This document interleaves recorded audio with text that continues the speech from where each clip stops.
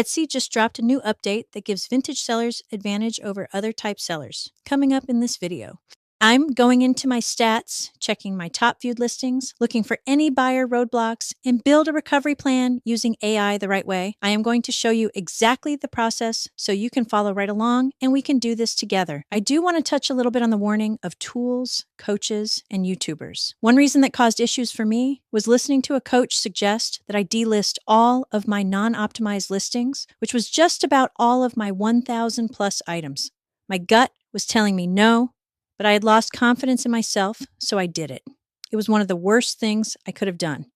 I have more example, but will elaborate on this later. I wasted a lot of time and money. I don't want you guys to do the same. Just to be clear, these coaches and YouTubers are great. Example, Starla Moore. I love her channel. Not only does she have a great personality, she provides excellent insider information. The point I want to get across is be careful that you are not taking information that is for handmade or digital seller, since vintage is very different. Most Etsy experts are guessing. They invent terms that sound authoritative but don't exist anywhere in Etsy's own documentation. This guide cuts through that. Every claim I'm about to share is verified, straight from Etsy's seller handbook, official news releases, and confirmed industry sources. Nothing is invented. Here's how it actually works. The 2026 algorithm runs in 2 phases. Phase 1 is query matching. That decides if your listing even qualifies to appear when a buyer searches. Phase 2 is ranking. That decides where you appear among the listings that did qualify. Get phase 1 wrong and you're invisible. Get phase 2 wrong and you're buried. Okay, since the algorithm is one of the first things we need to understand and how it actually works for vintage sellers, we are going to go through each section. I do want to mention that Starla Moore has a good video segment on some of the most recent updates she posted last week. However, Etsy has since added something else that I will get to in a few minutes.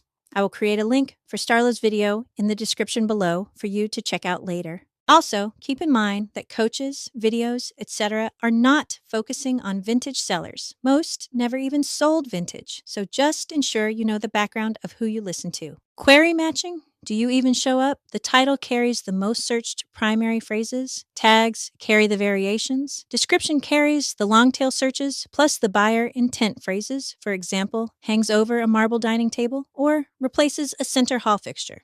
Attributes feed Etsy's filter system, and the categories anchor you in the right buyer pool. What you can do today is make sure all you attribute slots are filled in. This will not hurt your listing, changing this one area. Just don't change the title tags or photo unless the entire listing needs optimized, and then copy the listing to create a new listing to start the algorithm over in the right direction. Most vintage shops are not only battling Etsy's algorithm, they are battling weak buyer confidence. Once the basic keywords are correct, the fix is usually not more keyword changes. The real fix is a stronger first photo, a clearer buyer match, a price that fits the search and visual value, and a description that answers the buyer's actual questions. Etsy does not publish a fixed conversion rate floor. Conversion is judged contextually through listing engagement, buyer behavior, listing quality, shop quality, and customer service signals.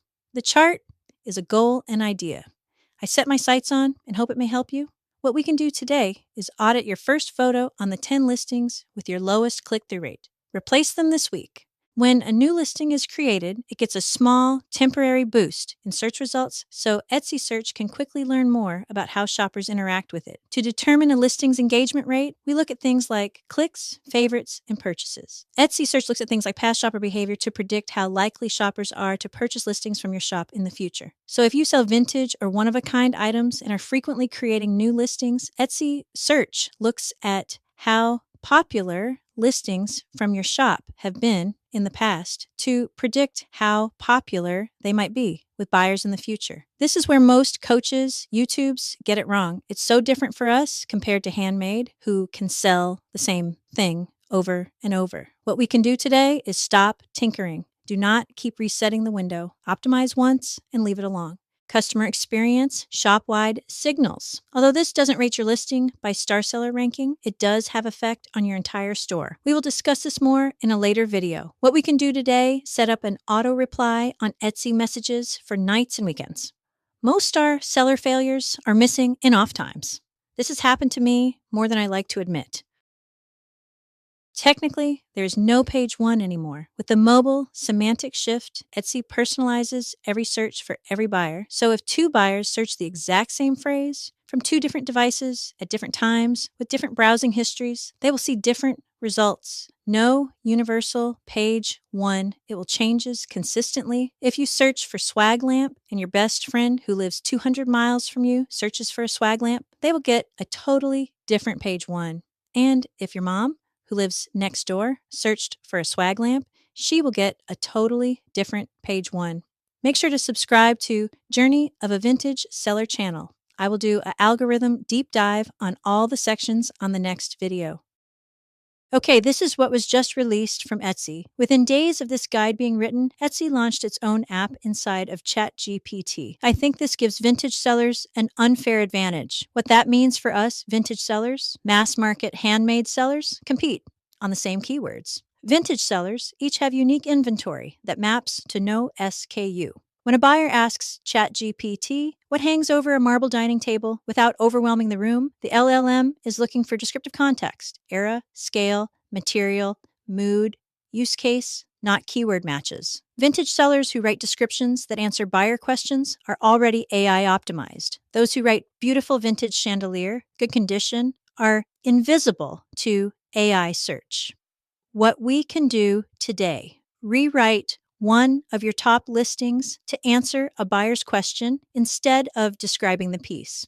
Watch what happens over 30 days. Please subscribe if you want to be notified when the next video is posted. I am going to do a deep dive into each step of the algorithm so you know what to do, when, where, and why. I will give you some tips and ideas that may help to increase your sales. And remember, I am a trusted source for vintage sellers. I make sure the information I provide is straight from the source and something that I have proven. I am always continuing working on my store, since I have 1,000 items to relist. If you missed my first video, you can find out why. So check out episode 1. It gives you an idea of how I started out and how my shop tanked.